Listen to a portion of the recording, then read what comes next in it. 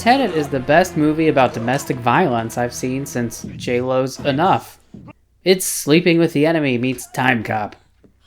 It's the cinematic equivalent of a GameStop short squeeze, in that half the dude bros online have made videos to explain it while barely understanding it themselves. It's not that complicated, guys. GameStop is just an amazing store now. Christopher Nolan has faced lots of criticism for making soulless movies with convoluted plots. His writing is more concerned with making the plot so freaking complicated that you're preoccupied trying to figure out just what's happening, that you don't notice the characters are dull and underwritten. In a parallel world theory, we can't know the relationship between consciousness and multiple realities. Is your head hurt yet? Yes. And all that complicated plot isn't nearly as clever as it thinks it is. Don't try to understand it. Feel it. Oh, and female characters are just voodoo dolls he tortures as a plot device to trick you into, as a clever writing technique to make you care about the characters. As he reckons with a tragedy in his past, whether it's the death of his wife. I remember my wife dying. The death of his wife. The death of his wife. The death of his wife. The doctors would have been able to find a cyst. The death of his wife. Really wants to shake things up. The death of his girlfriend. Oh, and you can't hear anything. See that shit coming out of their ears? They can't fucking hear you. Cool it! What do you know about opera? The Mystic 241. Surface at the Upper House, the Kiev on the 14th. Jesus, Castilla strength. You're excommunicated by a gang of psychopaths. Understood, Partis One.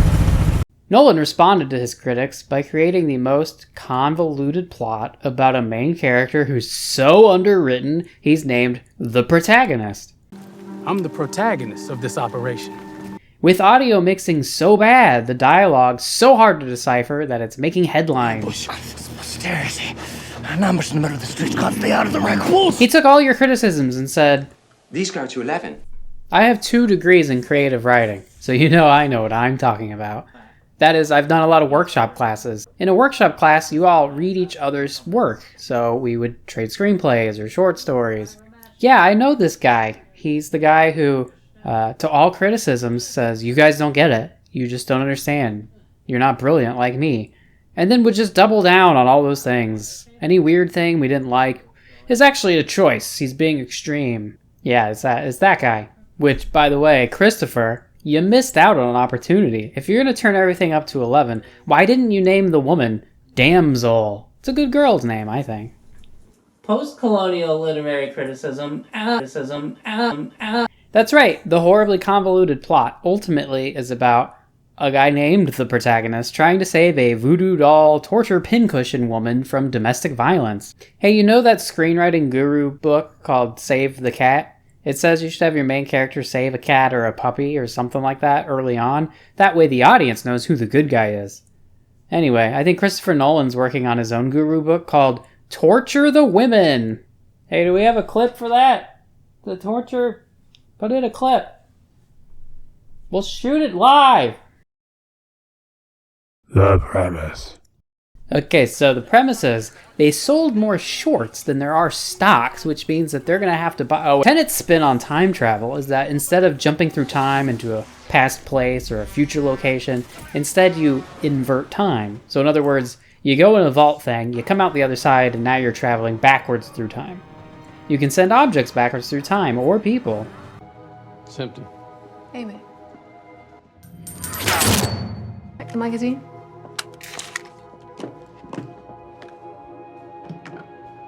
One of these bullets is like us, traveling forwards through time. The other one's going backwards. How about now? It's inverted. Its entropy runs backwards. So that's trippy. You're catching a bullet. That's okay. You have to have dropped it.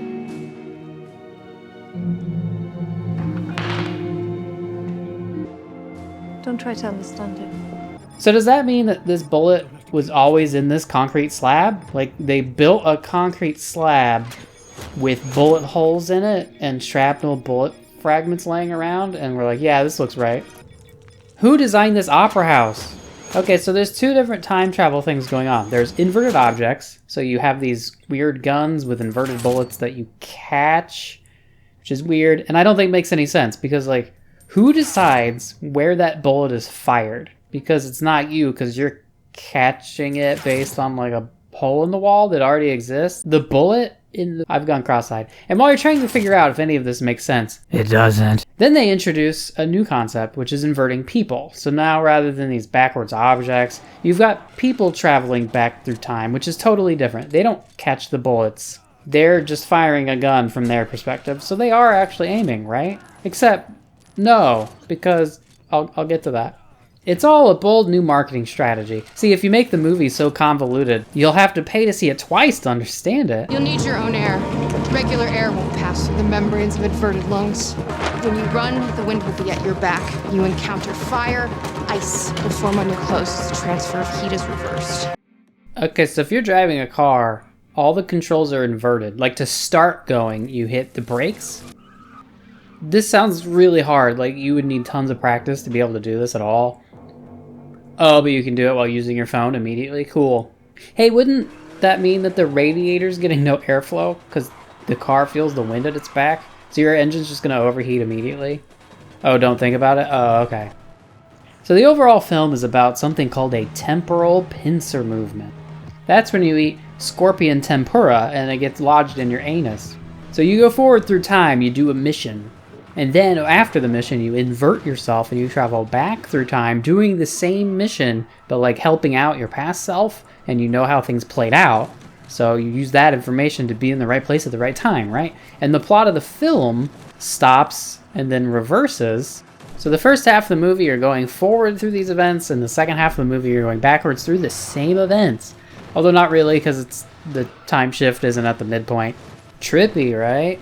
Complicated. Oh, fuck yeah, is it complicated?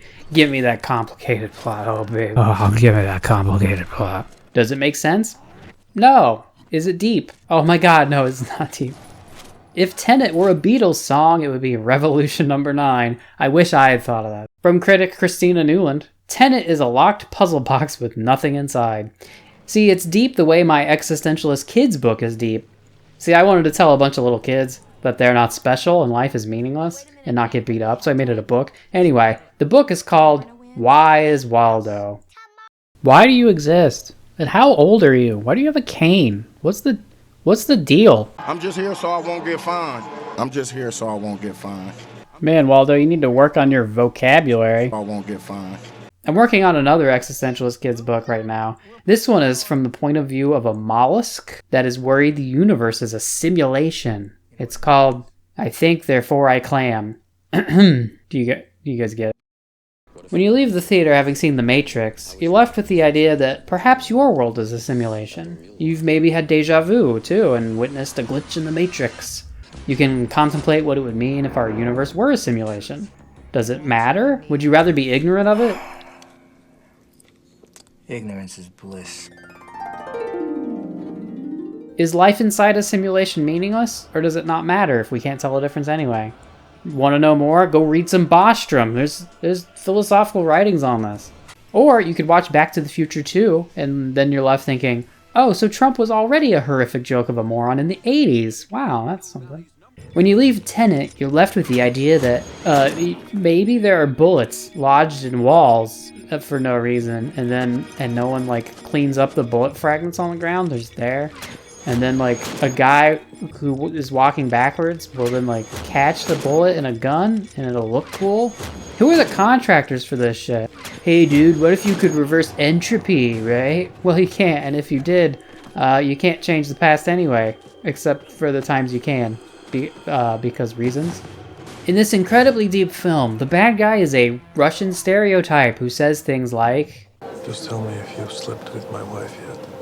If I can't have you, no one else can. Because if I can't have you, nobody will. I'm not the kind of guy who would say something like, well, if I can't have her, no one can. It's not totally true because, Allison, if I can't have you, No one can! If I can't have you, no one else can. You fuck my wife? It's so cliche that the TV show version of Teen Wolf makes fun of that line for being cliche. That's right. Teen Wolf, the TV show, was making fun of your writing before you wrote it. And you were too busy figuring out this whole how does the backwards bullet work thing to care about like the characters saying things that aren't dumb. You fuck my wife? Just because you can make a diagram like this does not make it deep or meaningful. Here is a diagram of the plot of TIMECOP. We'll get to that later. But hey, now dude bros everywhere get to pretend they know what entropy is. Awesome, that's great. We did it. Okay, Slaughterhouse Five by Kurt Vonnegut. Maybe my favorite novel, okay? And I'm an English professor, so that means something. Okay, it starts with a chapter which, addressing the audience directly, it starts, all this happened more or less. The war parts anyway are pretty much true. And it kind of just describes the details. Basically, all the spoilers you could ever want in your life are just right up front. But the first chapter, the novel begins. Listen, Billy Pilgrim has come unstuck in time. Billy has gone to sleep a senile widower and awakened on his wedding day. He's walked through a door in 1955 and come out another one in 1941. He has gone back through that door to find himself in 1963. He has seen his birth and death many times, he says, and pays random visits to all the events in between. Billy is spastic in time. He has no control over where he's going next, and the trips aren't necessarily fun. He's in a constant state of stage fright, he says, because he never knows what part of his life he is going to have to act in next. Spastic in time, get it? Vonnegut lays this out in a few simple sentences, right up front. Very first thing, you've got the time travel premise. Dude is spastic in time. Got it.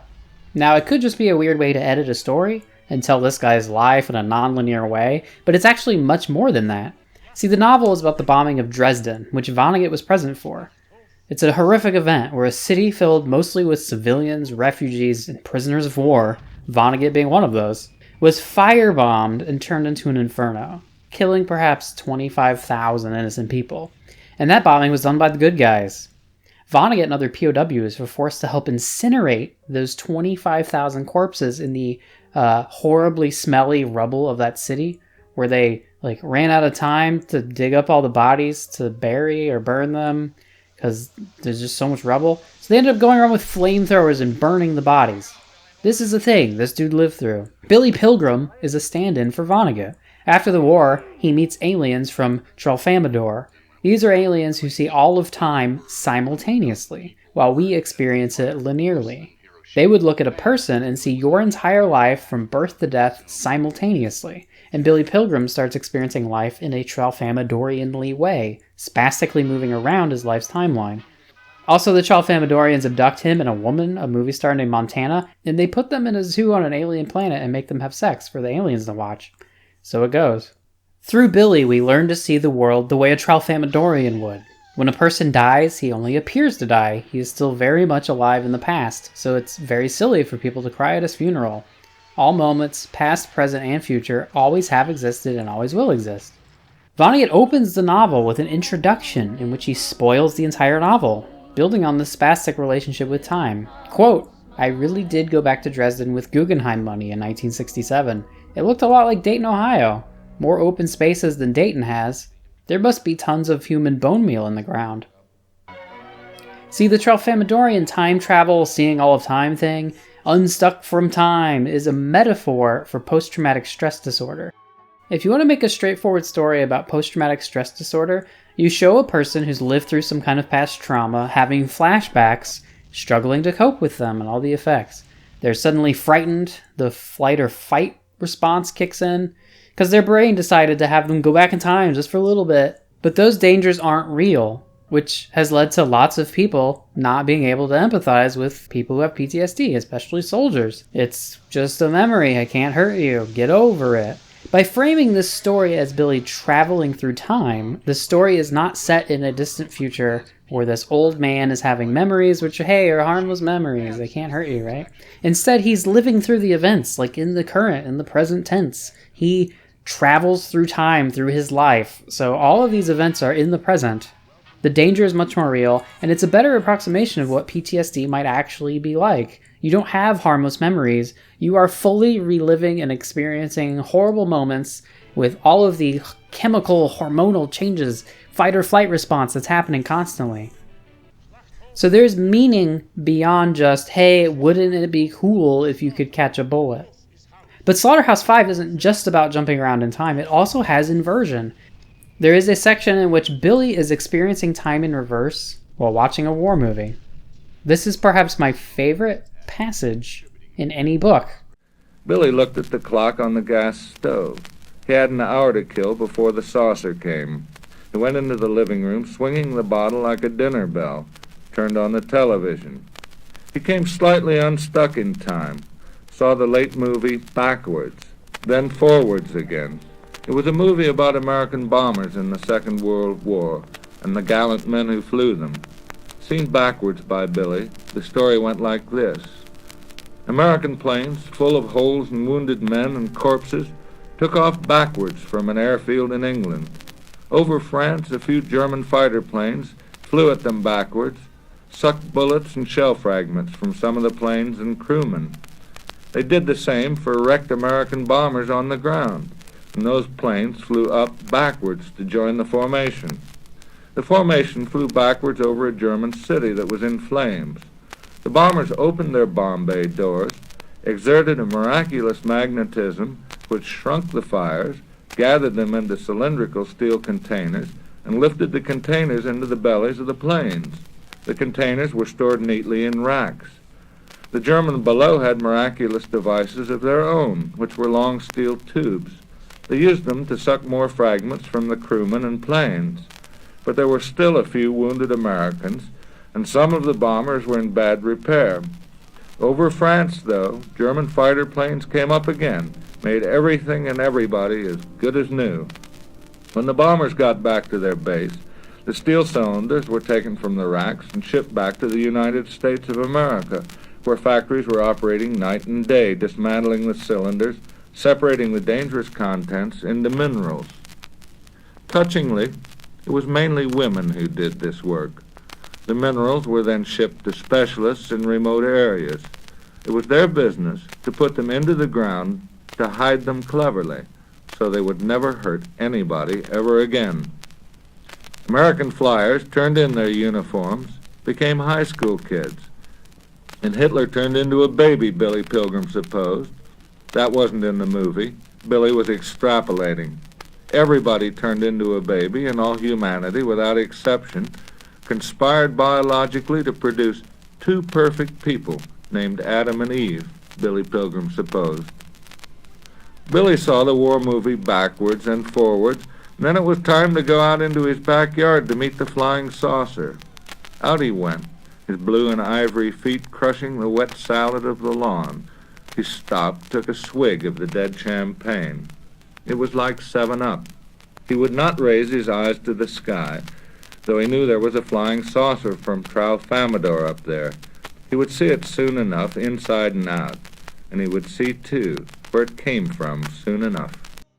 By watching these events in reverse, it gives you such a different perspective on humanity, civilization. Like, what are we even doing? What are we doing here? What else you thinking? What are we doing here, Mark? This is the GI axis, good fortune, ill fortune. Now, this is the BE axis. B stands for beginning.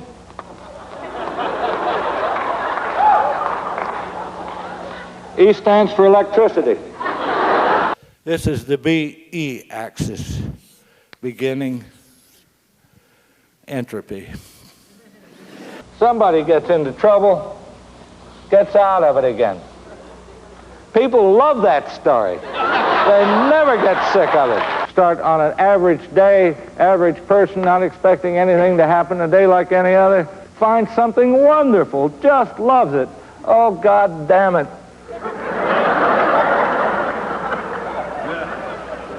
Got it back again.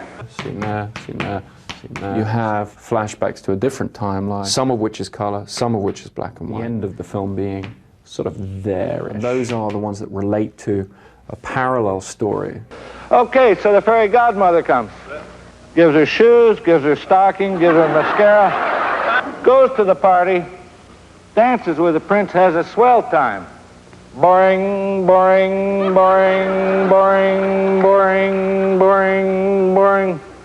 She poops along on this level till the prince comes to shoe fits. She achieves off-scale happiness. There's a Franz Kafka story. Starts down here.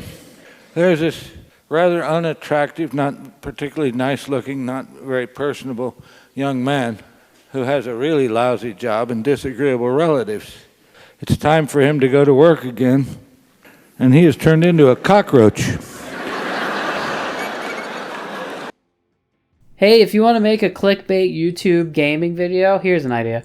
Get a bunch of soldiers with PTSD, then give them LSD, and then make them play Call of Duty Future War, and then call your clickbait video Flashback to the Future. Just showing events happening in reverse is not necessarily deep. It is in Slaughterhouse 5 in that one section. It's not here just to make bullet porn, okay? There is slow motion, and then they're like, hey, what about bullet time, like Matrix style? Hey, what about showing the same explosion from multiple angles several times, right? Well, what else can you do? How about you reverse the footage? It's a trick I figured out when I started editing videos. Immediately, footage played backwards looks interesting. Hey, remember when movies started doing Matrix shit for just like no reason? I wonder if movies will start including this too. And you're like, well, why would they do that? It doesn't make sense. It's like, yeah, but does it make sense to show an explosion from like 9 different angles and 3 of them in slow motion? Does that make sense in the world of the story? Cameras do whatever they want, right? You don't even really need an excuse to do it. It's just like Jean-Claude Van Damme. He doesn't bother coming up with excuses why his characters can all do splits. It'd be like if you made TIMECOP 40 minutes longer to include a subplot about how Jean-Claude Van Damme was also in ballet for some reason. You're a fucking idiot. He never figured out that the only way to make anything of himself with all that fancy kicking is on Broadway. Thanks for clearing that up. Just let him do the splits and have fun with it. You don't need a convoluted plot to do the thing that looks cool. Hey, you know what? The action in Tenet, not that great. Yeah, I said it. The action in Tenet is not that great. This movie spends like 2 hours of setup to get to this like final battle, and the final battle is like boring. It's a lot of people we don't know wearing camo who are in a blue team and a red team, like it's a video game, running around a Call of Duty map, shooting just generic guns at each other, and you can't even like really tell who's the good guys and the bad guys, and there's like 2 versions of people, and like who cares? There's basically no tension to any of this battle because it feels like everything is already like predestined to happen one way or another, and also your side has like knowledge of the future, and also you don't care about any of these people, and like who are they fighting? I don't. The henchmen? They're fighting henchmen? It's kind of mind-boggling, really, that you put all of this effort into this complicated shit to do cool things in action, and the end result is like watching your little brother play Call of Duty. Okay. Nolan did the exact same thing in Inception. It's set in dreams. You've got Juno there specifically so she can use her mind to dream up cool, weird shit. And in the epic final battle, Leo goes to her and is like, hey, do some cool, weird shit. Impossible architecture, I don't know. And then the result is the snow level from GoldenEye, I guess.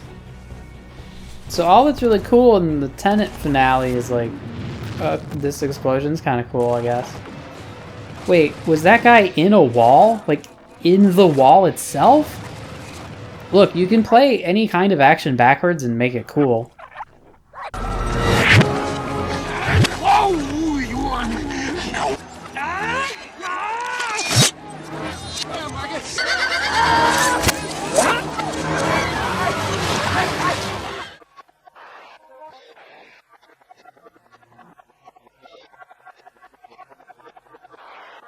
They made a huge deal out of Nolan buying and crashing a real plane because he wanted it to be real, like in camera. None of that CGI bullshit. They crashed a real plane in this movie. And then you watch it and it's like a fender bender in the parking lot. Like, that's the big...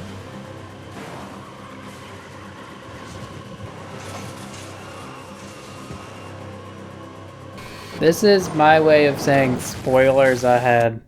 I'm an idiot.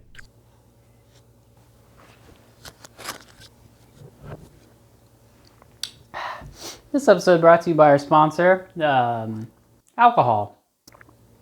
So for Tenet, you gotta do something red, something blue. So for the blue, I've gone with gin, that's blue. For red, Aperol. Pretty good stuff. Here it is, Aperol. Spoiler.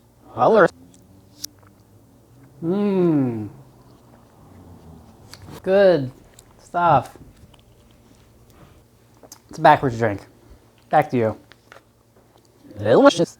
Have you ever noticed the Angostura label? It's too big. It's like oversized and wrong. It's because when they made them for the first time, they just did it wrong. And then they're like, I don't know, that was a design choice. Let's just keep doing that. It's a lot like Tenet's sound design. You know, choice. We meant to do that.